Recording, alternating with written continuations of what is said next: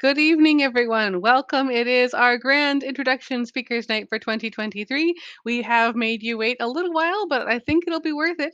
Happy January and welcome to Rask Toronto Centre. We are online tonight, and I am Dr. Elena Hyde, the second vice president of the Rask Toronto Centre. This is January 2023. We're in the future. Welcome to the speakers night presentation. This is one of two types of gatherings we have online these days, not at the Ontario Science Centre due to the pandemic. Our president, Tom Luton, will be talking about our various programs later on this evening. But first, we have a very special event tonight to kick off this new year. This year has been amazing for astronomy. We've already seen a fabulous green comet, and we're headed for a conjunction with Venus and Saturn. Now, tonight we continue bringing people together in astronomy with our speaker, and our speaker's night is no other than Dr. Laura Arielle Phillips. Dr. Phillips is the Associate Dean, College of Science, Associate Professor from the practice of Physics and Astronomy from the University of Notre Dame. She's going to tell us all about the dim and empty places unveiling the universe, and she has got a wonderful talk lined up for us. As I mentioned before, she's incredibly qualified, so I'm not sure if I'll do her justice with this introduction. Being both the associate professor and assistant dean, she as a researcher, she actually studies a lot of really interesting things, large scale cosmology and galaxies and structures in the universe. And she's also used a lot of computational tools, which personally I love, used in medical physics to peer into the different kinds of cosmic structures out there in the universe. And I'm not going to spoiler any more of the talk, but it is pretty cool stuff, let me tell you. She actually has also, as an instructor, done some really interesting things in physics and theater, including something called a science play, which I definitely advise everyone to look up. And she's not just a teacher and a professor; she also has been working with the broader public in science education, doing artistic collaborations, and much, much more than I can possibly get to in one short introduction tonight. Our speaker truly has a universal program lined up for us. So, without any further ado, Dr. Phillips, please take it and us up, up, and away. Thank you, Dr. Hyde. So I'm really, really happy to be joining you today to talk about some of the objects and places in the universe that may not get as many headlines as others. And those are the dim and empty places in our universe. And in particular, I'll talk about how these can be used to unveil the nature of the universe using these, what I call spectacularly modest environments. So a little later, I'll explain why I call them spectacular. But let me first start by saying that I am joining you today from the traditional homelands of Indigenous people, including the Haudenosaunee, the Miami, the Peoria, the Potawatomi people, and particularly the Pokagon, Potawatomi Potawatomi. They have been using this land for education for thousands of years and continue to do so. And I, for one, know that I have very much to learn still about the people and who have inhabited this land for traditionally and who still do. I'll start with my first slide. The work that I'm about to talk about, to discuss, I don't do it alone. So I'm not alone in doing this. And I have a team here at the University of Notre Dame and outside. And it's a little bit of a non-traditional team in that some of us are at this research university. So that's me, that's Grant, that's Lon. Lon just joined our group as an associate research professor. I have 2 graduate students who are working on this, Miguel Correa and Gobao Tan. And then we have people from outside the institution who work with us at national labs. My former graduate student, Ali Snedden, works at a children's hospital and brings that perspective of medical research and medical imaging to astronomy. And Professor Xinghai Zhao, who is at Dalton State College with a pretty heavy teaching load, and he still manages to do research. We've got a lot of problems, but that's actually a good thing.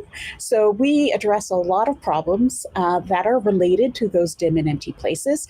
I'll go through a few of them now, but you'll be hearing them throughout my talk. So the first is a core cusp problem, which we'll be returning to, the missing satellite problem, the too big to fail.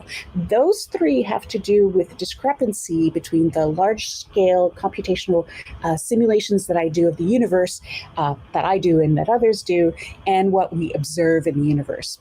And then using the simulations, large-scale simulations and simulations of galaxies that we that we create in my group, we ask things like how different environments affect the evolution of the intergalactic medium, what's a galaxy's journey in the universe, how do different environments affect the evolution of the circumgalactic medium and embedded galaxies, so that you know the intergalactic medium is the material that's woven between galaxies. The circumgalactic medium is the medium that belongs to that galaxy. It's what surrounds that galaxy immediately outside, overlapping, of course, the galaxy and beyond. And then all of the tools that we built over the years to address those problems have led us to be able to address the observational signature of the dark energy equation of state and dark matter models. Now, dark matter, you're probably a little familiar with. It's this material that we detect gravitationally. It has a gravitational effect, but it doesn't emit or absorb light. And then dark energy is a newcomer to the scene, not to the universe, but to us. And that's something that rather than grabbing, causing things to collapse like dark matter does, instead pushes things away. And we think of it as a sort of energy that pushes things away and tends to empty spaces. So we'll be revisiting both of those as we move along. I always like to start this kind of talk by discussing a little bit my path to becoming a computational astrophysicist, and also maybe your path to becoming a computational astrophysicist, if that's the way you're inclined. And it's obvious from the top picture in this slide that I was always going to become a computational astrophysicist. I mean, there I am. I'm either in elementary school or going to go to CALB in Montreal, and I'm obviously going to become a computational astrophysicist. The second picture, as you go down, is me at an award ceremony with my parents, and that's right after I finished CEGEP at the Maisonneuve Collège de Maisonneuve in Montreal, and right before I become a physics undergrad at McGill. And then that last picture is me on the cusp of becoming a graduate student at Princeton. Now, I like to think of it as childhood. The child that you see there was introduced to astrophysics, but in a city setting, right? And so a lot of it had to do with thinking about the universe through reading and through thinking. And then as we move to CJEP slash undergrad, we're really talking about my discovering more in depth physics, mathematics, and really astrophysics, starting to do research in the summers at the Dominion Astrophysical Observatory, and then finally going off to Princeton and becoming kind of a proto professor, right? So it's the beginning of my journey towards being a professor. And if you listen to that journey that particular way, it sounds really straightforward, and it sounds like, well, first she did that, and she did the other, and that's often what you'll hear as a story. But I'd like you to keep in mind that that journey was actually filled with fits and starts. It was filled with people who were supportive and people who were not, family who supported me, friends who supported me, but sometimes little hiccups along the way, and sometimes actually really worrisome moments in my career. And so, build your own path towards the thing that you love researching, if that's what you're trying to do. But that being said, it's going to be a twisted journey, but it's going to be a twisted journey if you could become a computational astrophysicist that has been charted by others. And so I like to leave you with this little thought as to how to become a computational astrophysicist. First, learn to program well in one language. Use version control software. You'll thank me for this. It will make you very employable. Or controls interfaces. Be prepared to learn another language. Well, you'll already have to learn another language, and that's the language of math, the language of physics, but other computational languages as well, other programming languages. If you want to get started right away, you can download publicly available large-scale simulation codes yourself and run them on your computer. And if you don't even want to do that, you can use existing simulations and play around with those. There are also publicly available tools, Halo finders, data generator tools. That means, like, from your simulation, you might want to see what an observations would look like. And so you might use those tools. Now, here's one of the most important things if you're becoming a computational astrophysicist, is to know what your questions are and what your limits are. That's actually a good part of the work of a computational astrophysicist, but also the work of an observer. Your observation, your work is not complete until you've understood what questions you can and cannot answer with your code or with your observations.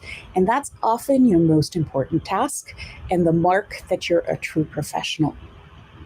The last two are kind of life lessons that I've learned along the way as a computational astrophysicist, but also just along the way. Find a mentor who believes in you, and believe them and continue believing them. And if you stumble, give yourself a second chance. Now, a lot of you who are listening tonight or watching tonight probably are hard driving. You're probably demand a lot of yourself. If this is what you're doing to relax, then you probably ask a lot of yourself. And so for me, this last lesson is and continues to be the hardest one to remember. Okay, so let's start, now that I've talked a little bit about my journey and the journey that you might take if you became a computational astrophysicist, let's talk more generally about how the work of astrophysics is done.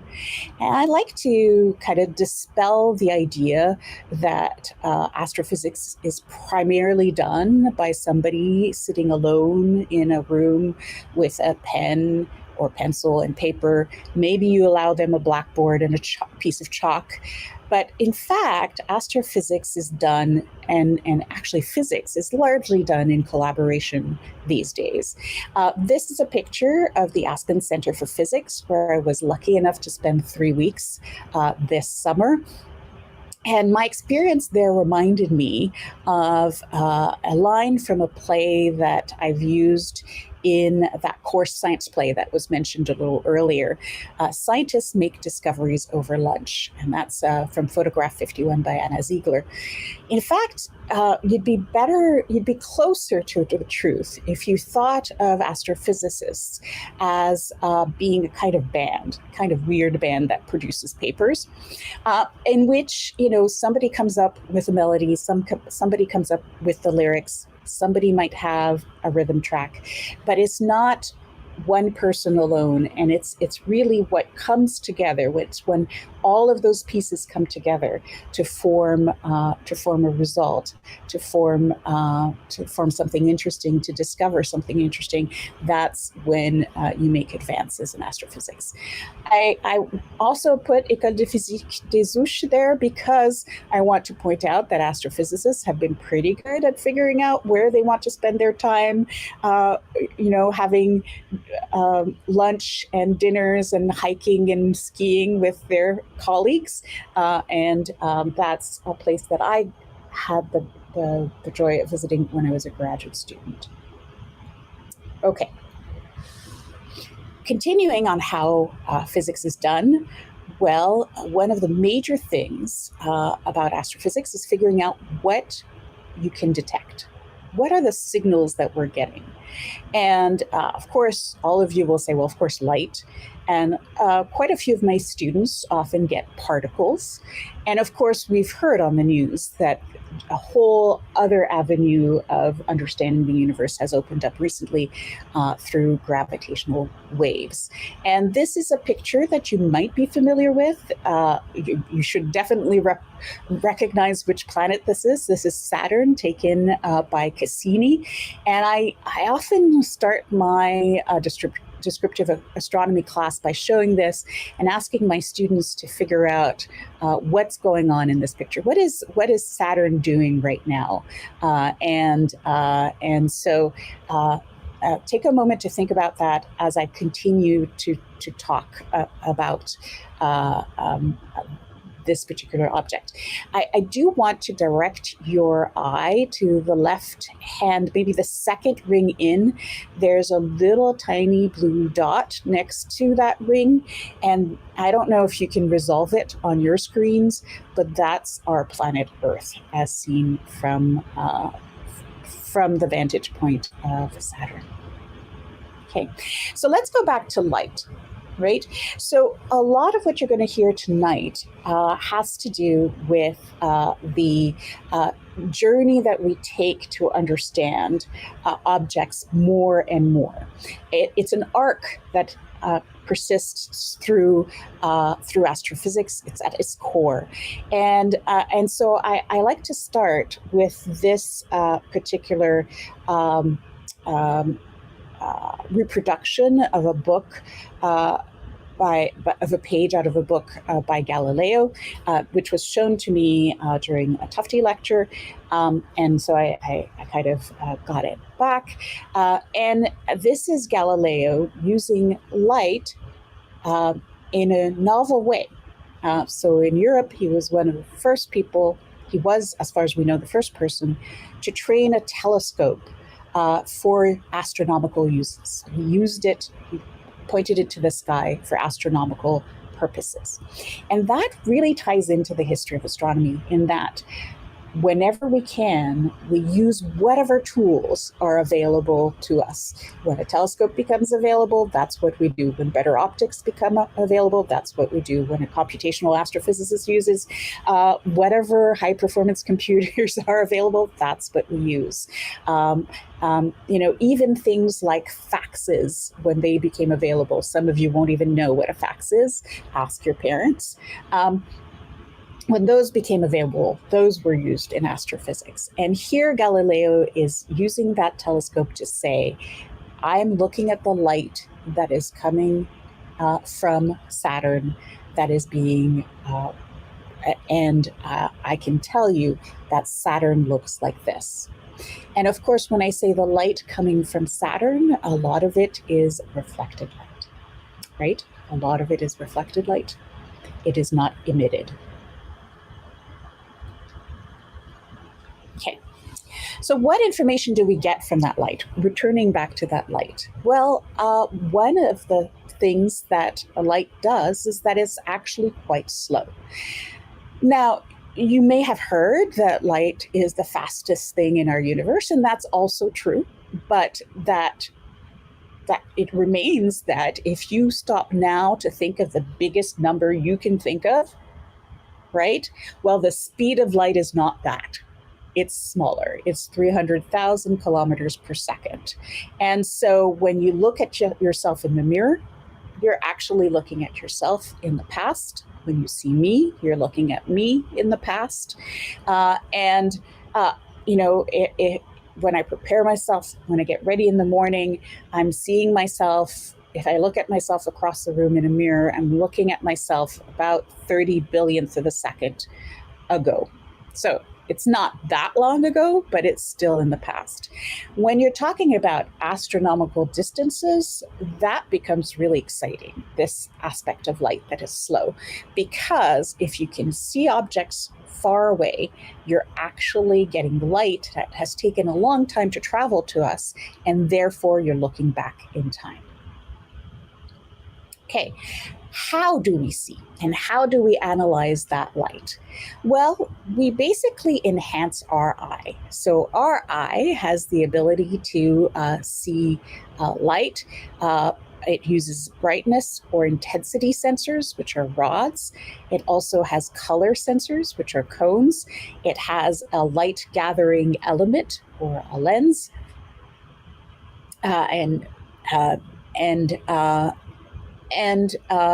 those different color sensors have cover different wavelengths, different portions of the visible spectrum, or the portion of light that we see with our eye. So I've included two, what should probably be blurry on your end. I didn't quite manage to make those sharp, two different graphs. And that's an aspect of my talk that you'll see, is that I don't shy away from showing you graphs. At the bottom here, you have wavelength in nanometers, and then you have the response, essentially, of those different color sensors. And actually in black, you see the rod that is the response of the rod. And you can see that we have three major bands that we use, and then we use a processor, our brain, in order to figure out from those responses what color we're looking at. And further than that, I would caution you when you're arguing with somebody over what a color is, that you're also have trained your processor to recognize, to match certain stimuli with certain colors. And so if you taught a child that yellow was orange, right, then that would be what yellow is. And you'll see that a turtle has an extra rod. It actually has all kinds of different ways of sensing different wavelengths, including proteins in its retina, various types of proteins in its retina. And so we have those responses to light with our rods. We have the figuring out which part of the spectrum we're looking at with our cones, and of course other and that means that we have a certain perspective on our world and on our universe with the apparatus that we are born with. With other beings on our planet, they have that additional band in which they can see, or even a couple more. And so here we're seeing an image of a snow of the prairie, which was taken by Michelle Long. And you're seeing first the picture of that flower kind of cropped out, so you focus on the flower, and I think it's a wasp. And with our method, with our capabilities. And then the next one adds that extra band that wasps, bees, and birds have in the UV. And you suddenly see that the pollen is is really standing out, that there's almost like a target on the flower to direct those to the right spot. And if you can think a little bit, take a little moment to think about what a bird or a bee might be seeing. Now, there's a lot of UV light coming from our sun that's being reflected, right, off of these flowers. And so you can imagine that, or reflected off of a lot of surfaces on Earth. And so you can imagine that it's actually, we're bathed in this UV light, and it's actually quite bright in the UV. And then you can imagine that that would be a reason why flowers and plants would have evolved to have those spaces, to have those highlights that could direct birds and bees. Okay, and then what do we see? Well, that's an additional thing. So what do we see in terms of what portion of the light do we see? What tools do we have to figure out the kind of energy distribution of the light we're getting? So those are our color sensors. But then there's the additional question of what is happening to that light. And so I show this picture to my students, and I ask them to describe it to me, because it's actually quite revealing. Well, usually I ask, what's this picture of? And they'll say, maybe a tomato.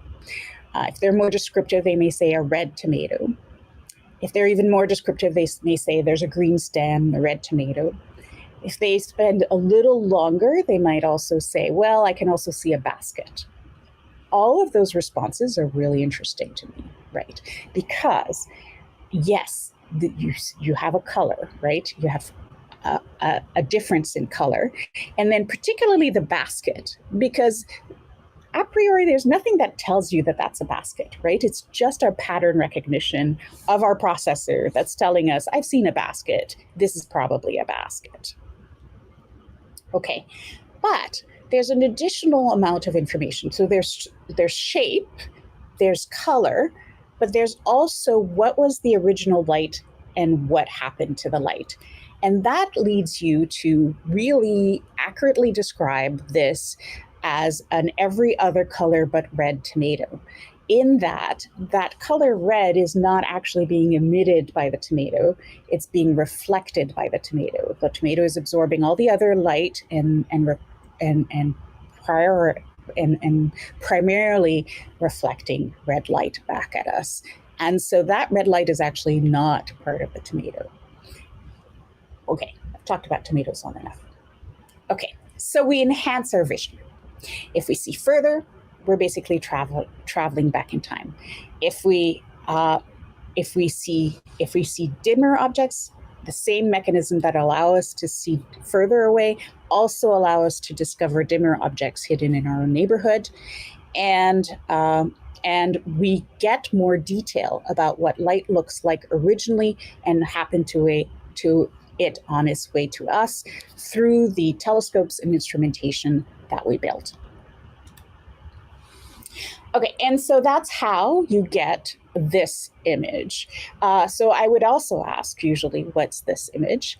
And hopefully some of you are thinking it's a rainbow. And it is. It's exactly a rainbow. It's a rainbow. Some of my students might say, well, it's a spectrum. That's true. It's a spectrum stacked. So it's almost like you could read it like a book.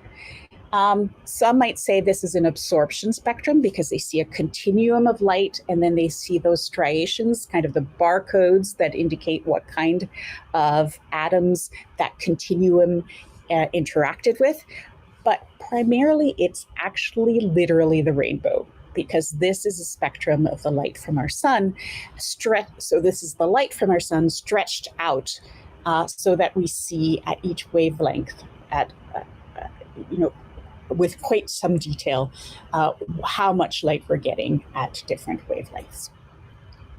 And so, again, this tells a story, right? It tells a story of the nuclear processes at the center of our sun, creating, as a byproduct, this light that interacts for about 1 million years with the innards of the sun, and then at the last moment before it leaves the sun, interacts with the atoms that are present in the atmosphere of the sun before they reach us and our detectors and our telescopes and our detectors. So our work on the observational side involves a lot of expanding what portions of light we get to see, what portion of the electromagnetic spectrum we get to see. We build satellites to see in the X-rays, for example. We build large dishes to see in the radio, and then we build instrumentation to get to extract as much information as we can from that light. And so the sign of a mature field or a mature subfield in astrophysics is really that you get increasingly difficult to obtain detail. And that's really the story that you can tell with the cosmic microwave background. For those of you who don't know, the cosmic microwave background is a relic from the early days of our universe in the first 300 emitted from about 300,000 years after the Big Bang, and it's essentially photons that had been interacting with other particles in this cosmic soup when our universe was hot and dense. I kind of like to think of it as you at a party with no music and you're trying to leave. You know a lot of people. So every time you take a few steps, you have to talk to somebody, and then you take a few other steps and then you talk to somebody. So those were the photons interacting constantly with particles combining to form atoms and then being disassociated by those photons. And then the music starts and people start dancing. They either pair up or dance in groups of threes, and they don't pay attention to you. And now you're that CMB photon that is free to flow towards us.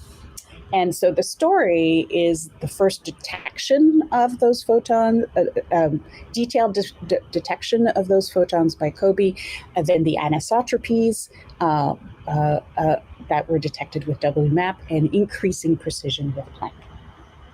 Okay, so where do simulations come in? On the one hand, you have those observations that get better and better. And then on the other hand, you have those simulations that can be as good as your computers allow. So here we're seeing a simulation of a cluster of stars forming. See if you can spot the first star. Yeah, I think hopefully you did. The first stars forming. This is cluster of stars done by Matthew Bates. So we can simulate to great detail. But what's not happening here is that we're not actually tracking the nucleosynthesis inside of that star, in that we're actually seeing, the actual nuclear processes, right? We know what those nuclear processes should be, so we have an idea of what's forming in those stars, but we're not tracking it. And so that's where, in our universe, we have difficulty seeing what's there, but it's all there, right? In computation, you can put whatever you want there, but it's not all going to be there because of our issues of resolution. Okay, and so we get more and more information about how galaxies form. This is as we get higher and higher resolution images, and we can simulate galaxies. This is not a simulation. This is actually an image of a galaxy. So we can simulate objects and we've gone from seeing these kind of blurry objects to seeing galaxies with high precision, galaxies that can be 2 million, whose light has traveled 2 million years to get to us, some of the nearest galaxies. And then we also can see these massive, we can observe and simulate these massive clusters of galaxies, which includes thousands of galaxies, dark matter, and gas, all included. Right. And as our images improve, we get more and more detail, and we get to see the smaller objects that might be in that cluster, and we get more and more information. And of course, on the other hand, we can simulate those clusters of galaxies as well. Okay, so how do we simulate those? And this is a Bolshoi simulation. How do we simulate those? Well, you want to create a universe in a box. So there are a couple of ways. One is to start with a cubical lattice, to add baryonic fluid and dark matter particles and initial conditions, which take into account that cosmology of the universe, apply the laws of physics, make star particles. So again, you're not doing the nuclear synthesis. You're just thinking that something is collapsing to the point where it forms those particles. And then you track all the outputs at where you're forming stars, and you track all the outputs in cells and across boundaries. This is an ENSO simulation by Brian O'Shea. And then you watch, of course, and then you might analyze the outputs. And then here is another simulation. This is a newer simulation, Illustris. That's actually doesn't have a cubical lattice in this case. It's not, or even a moving lattice. It's what we call a Lagrangian simulation, where you have particles. And so you're doing very much the same first steps with initial conditions, with particles and all that. But here, the resolution of the particle is what's going to govern the detail of the information that you can extract from your simulation. Okay, so this is Illustris, and here is an example of one of the simulations that my group does, and I've included a whole list of things that we put in those simulations. This is this is Ali, who I talked about earlier, and he ran an earlier code, Gadget 2, and you get all kinds of information, including radiative cooling, star formation, nucleosynthesis.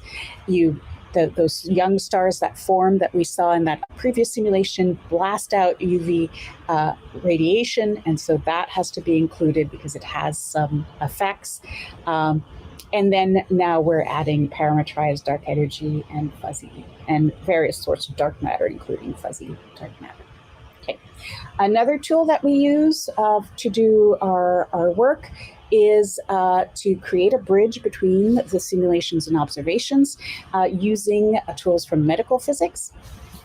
And this is an animation of how it was used in medical physics. This is not what we're doing to track vasculature in the brain. But you can see that if you can trace the vasculature in the brain, you might be able to do what you can see over here with filaments, clusters, and voids.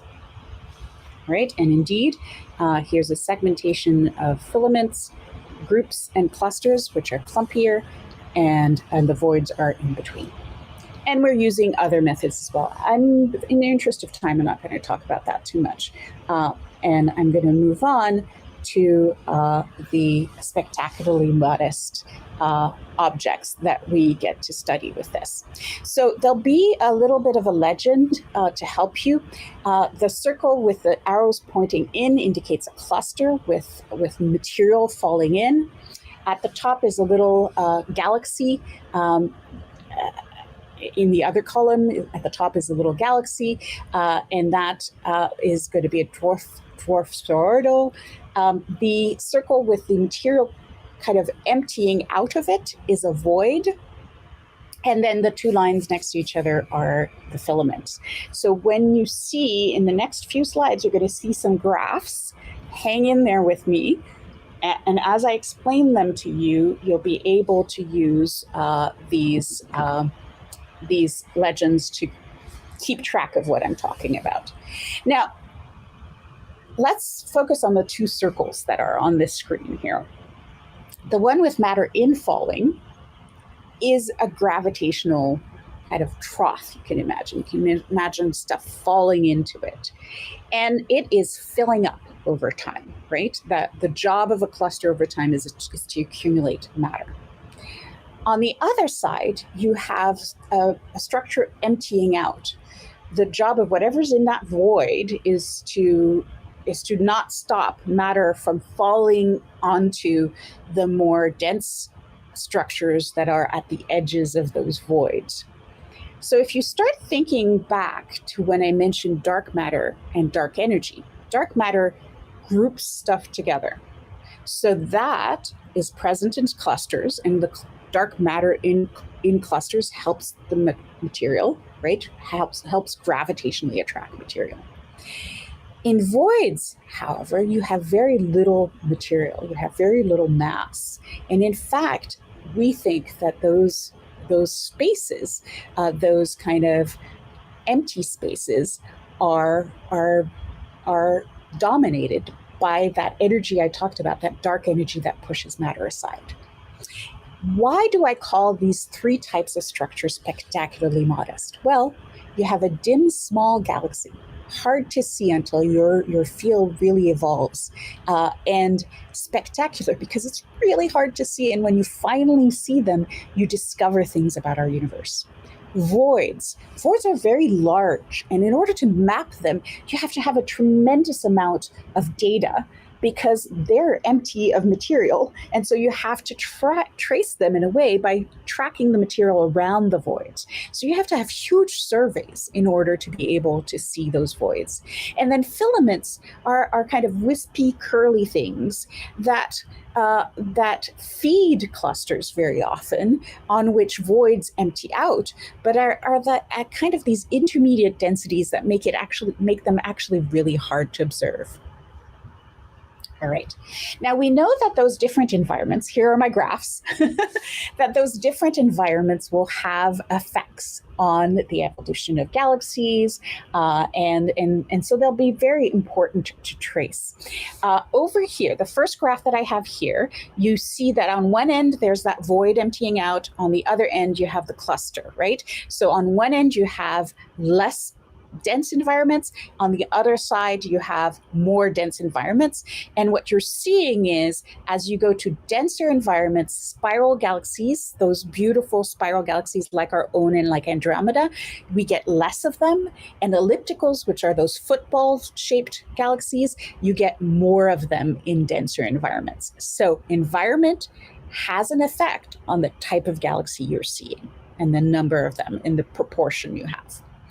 The second graph picture that I have there, I show because this is actually how astronomers usually look at images, right? We actually reverse the color on them. And you're seeing in contours gas that's being kind of pushed out of the galaxy as this disk galaxy, this spiral galaxy, falls into a denser environment, a cluster environment. So the transition from one environment to another, from a less dense environment to a more dense environment, can have an effect on galaxies. Why would we? So that effect is actually more pronounced in those smaller galaxies I was telling you about. So when you are actually extracting material from a galaxy, that is easier to do with those smaller galaxies. So that's one of the reasons where those environments are. So the enrichment of gas in the intergalactic medium is thought to be from there. All right. Second set of graphs, I'm really just going to concentrate on the globe-like graph that you're seeing. And here you can see that we're talking about filaments. In filaments, we see that more massive galaxies tend to have their spin vector anti-aligned with the direction of the filament. So that's really interesting. Even the direction of a galaxy will be affected by the environment. Okay. Now, I said that in filaments, it's extremely hard to see. So I hope that with those last two slides, I've at least given you an idea that, okay, environment, whether it's low density, and those are hard to look at, or high density, which are easier because they're Whopping sources, those are going to have an effect on the evolution of galaxies. So let's look at what we see in filaments. Well, recent observations in Lyman alpha emission, so this is an emission, not absorption, you're you're seeing material between galaxies. So you're starting to be able to detect those galaxies. But this is actually a spectacularly difficult observation to make. And in fact, most of the time when you're seeing a filament, you're seeing it by stacking up pairs of galaxies to see if there's any material in between. And that's the next story that I'm telling here. Now, this is in the distortion of those CMB photons that I was telling you original of photons. So it's a distortion that you're seeing. But this is the Sunyaev-Seldovich effect. And what they've done is they've stacked pairs of galaxies to get this not very impressive visually residual, which is the gas in those filaments. So getting information about that gas in those filaments is not easy. And so to me, those harder observations are actually more spectacular. Okay. All right. All right. So the next thing I want to talk about is those empty spaces. We're finally getting to the point where we can actually map those empty spaces, those voids in the cosmic web, which is made up of those clusters, those filamentary structures, and the voids that they surround, right? And this work by Pisani et al., she showed that actually if you start looking even just at the size of voids, because those voids are dominated by dark energy, which helps empty them out in a way, and surrounded by dark matter dominated structures, that actually the size of those voids will directly tie into the cosmology of the universe. So that's very exciting.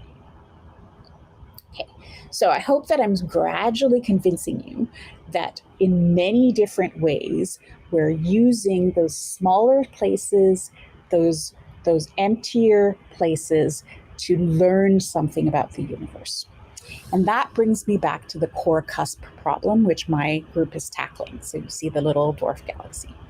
And so that core cusp problem has to do with the distribution of dark matter in small galaxies.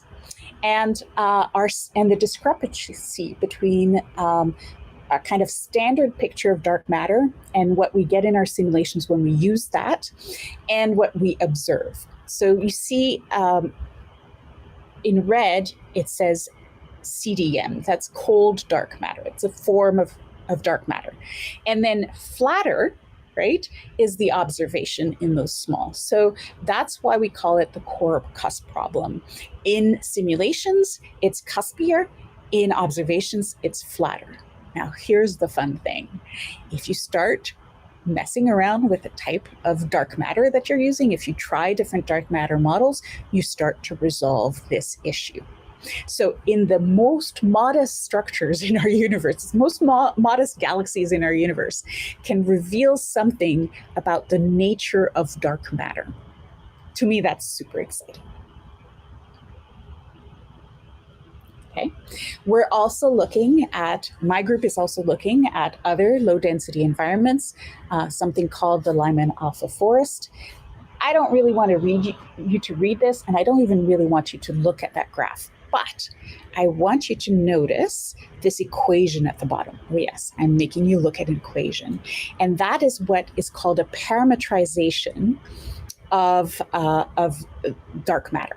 So of the equation of state of dark matter. And if we go back a couple of slides, you'll see that those WA and W naught were what Alice Pisani was using, right? To constrain, when she was using it, the sizes of voids, to constrain the parametrization of dark energy. That's what she was doing there. All right. I have a doubling of my slide. All right. We, in our simulations, using our ability to segment structure, can find interesting things in voids. So first we can find voids, but also we can help find void galaxy for comparison with observations. And so this is work that Jason Wiggins did. And so you can see that there's a very different environment in both of these images. In one case, we have a void galaxy, there's not much around it. And the other, you have galaxies in a big, huge filament.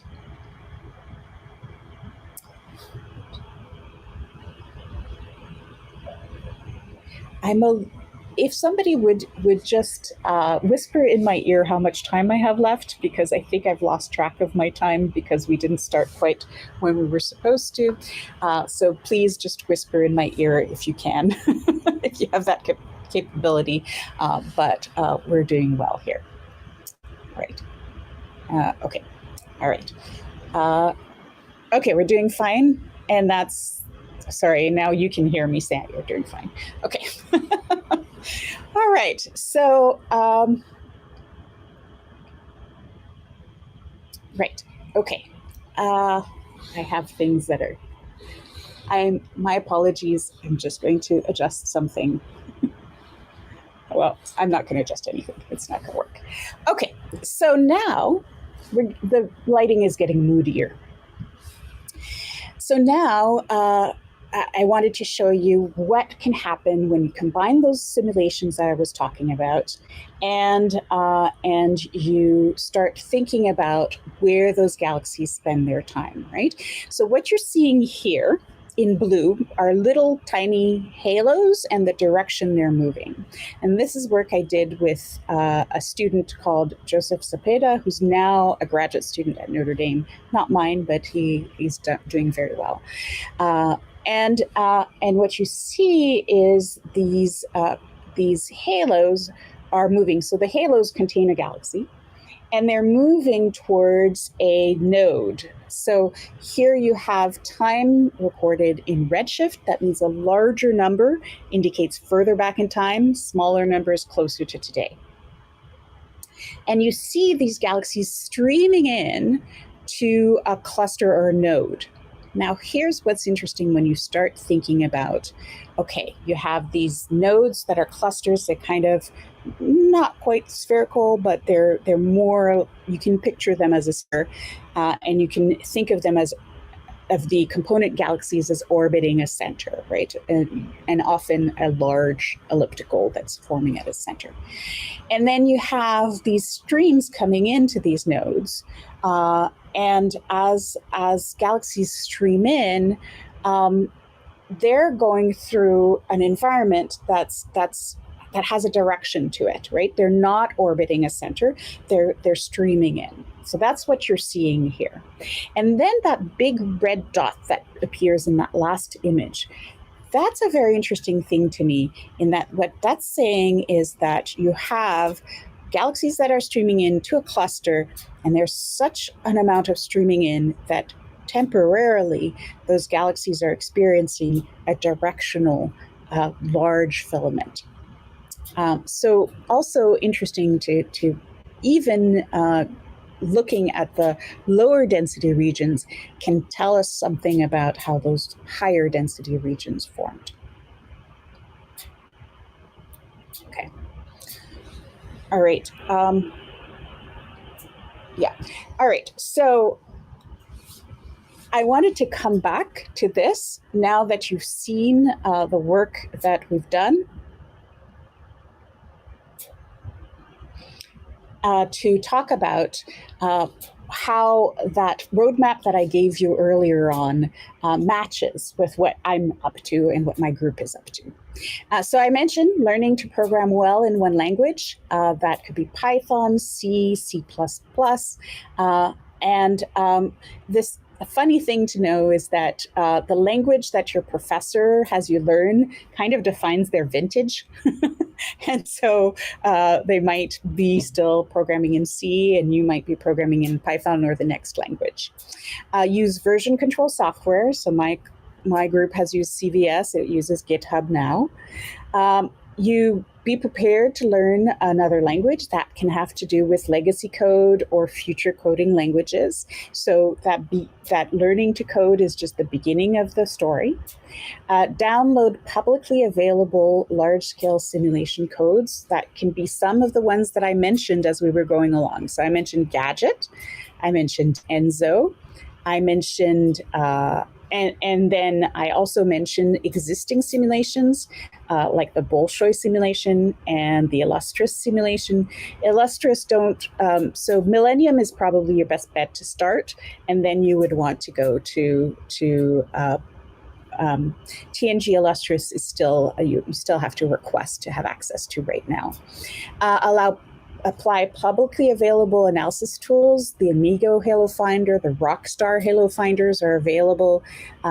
Data generation tools like Trident.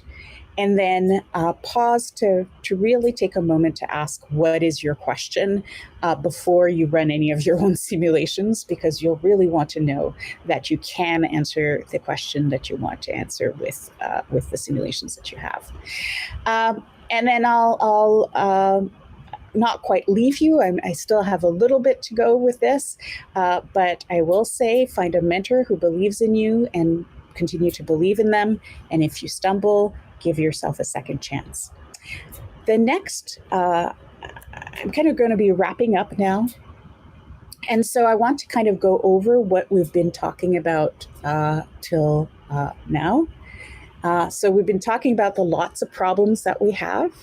We saw that core cusp problem has to do with the shape of the halo, of the dark matter halo of small galaxies, right? So dim objects, that there's a discrepancy between the shape of that dark matter halo in our simulations if we use a certain type of dark matter versus what we're seeing in observations. So those dim little galaxies are telling us that we need to look at other models of dark matter.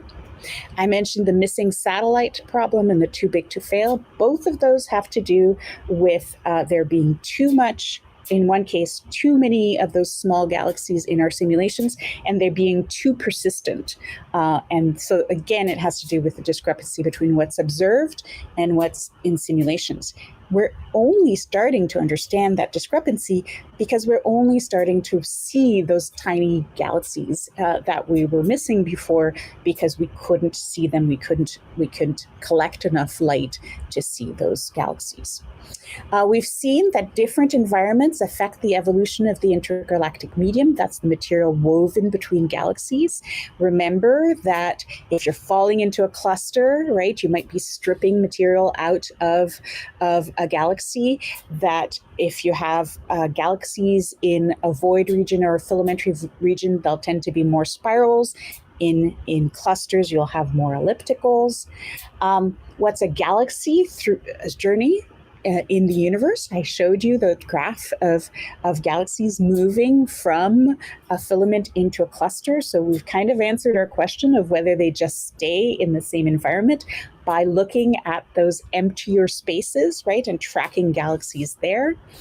How do different environments affect the evolution of the surrounding medium of galaxies? Again, that has to do with what material will stick to the galaxy and what will come out, and also to some extent what different effects are going to occur to galaxies as they evolve in those different environments. And then we've seen that we're starting to use those dim and deserted spaces to pinpoint the cosmology of the universe, and in particular to understand the equation, the dark energy equation of state. So that's the energy that pushes things apart, and models of dark matter which have that gravitational signature. And so as I move to my last slide, I want you to think about, this is actually a fly-through of an actual distribution of galaxies, but they are animated, they are placed there. This is the Sloan Digital Sky Survey. And I just want to leave you with this poem, Dark Matter. Above a pond, an unseen filament of spider's floss suspends a slowly spinning leaf. sometimes the most empty places tell us the most about what we're about to encounter. Thank you.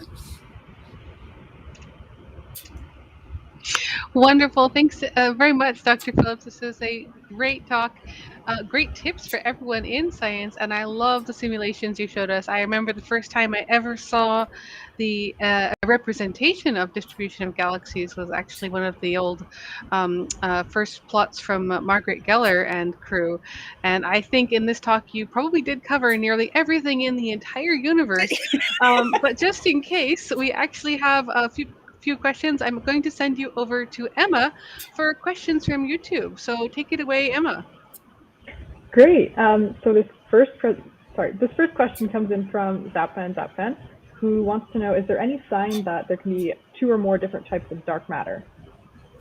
That's a very good question. So astronomers like things to be simple, but the universe doesn't always agree. And so we already kind of have a signal that there are a couple of types of dark matter, because one of the candidates for dark matter was just small black holes.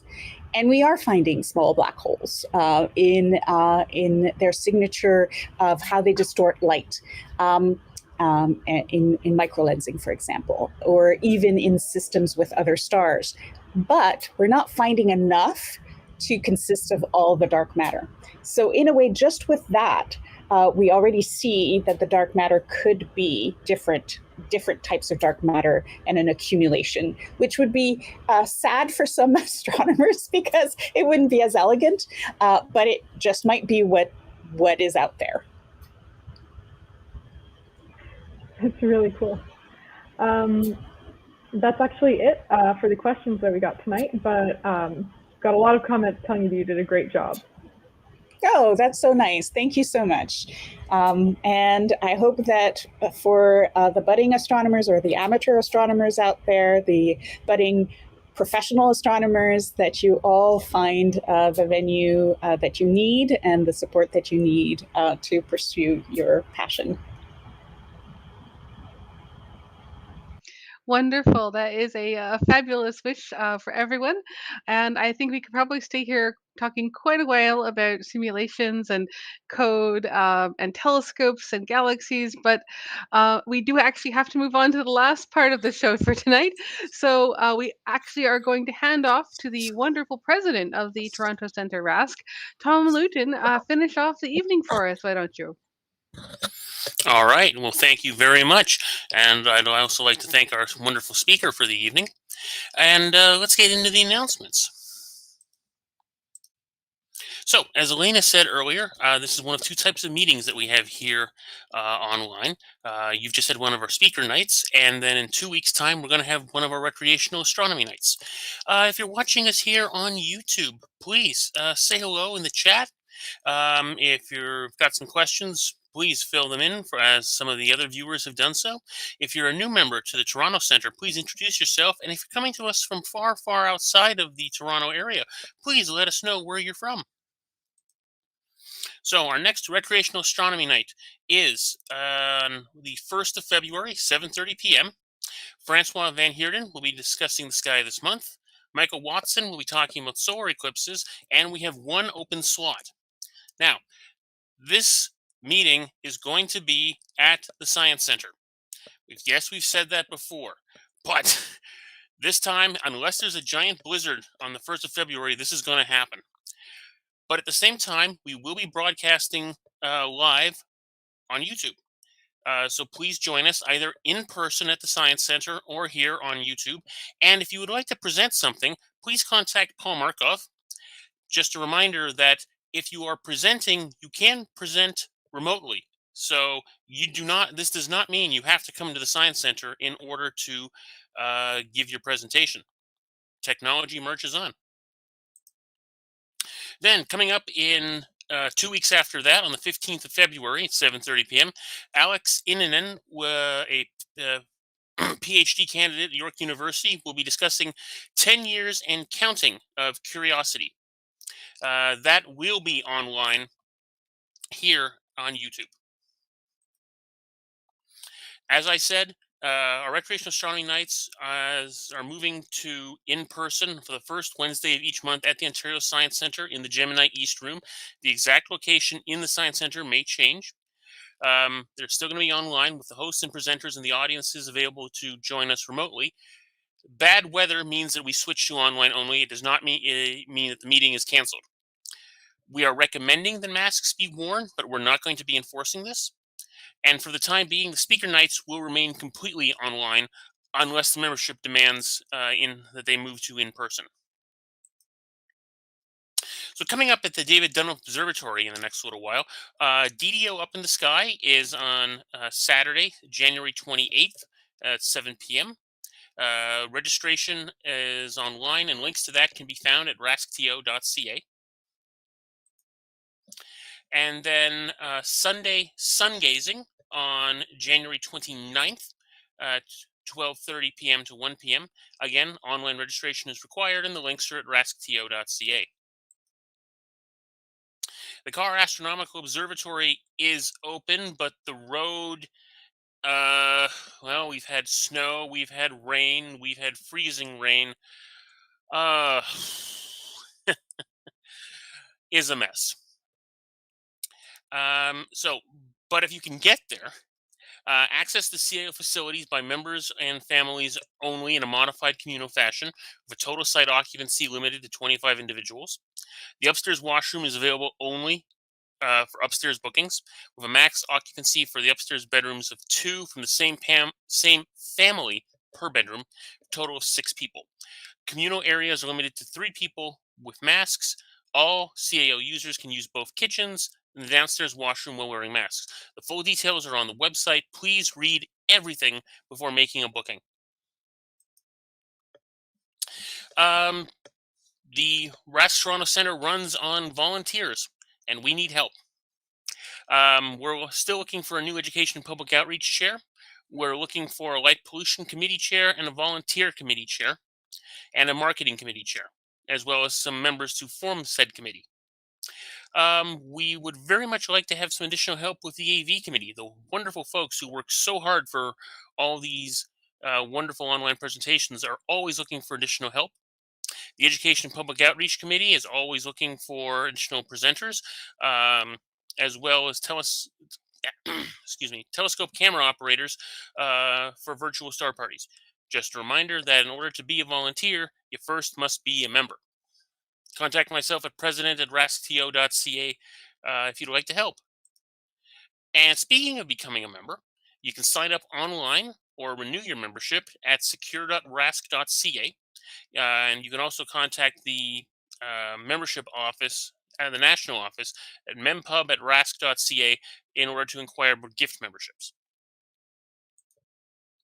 And with that, I'd like to wish you all a very good night. Thank you very much for joining us.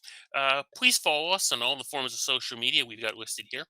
If you liked what you saw here live on YouTube, please like and subscribe and hit the notification bell. Be safe and keep looking up. Good night, everyone.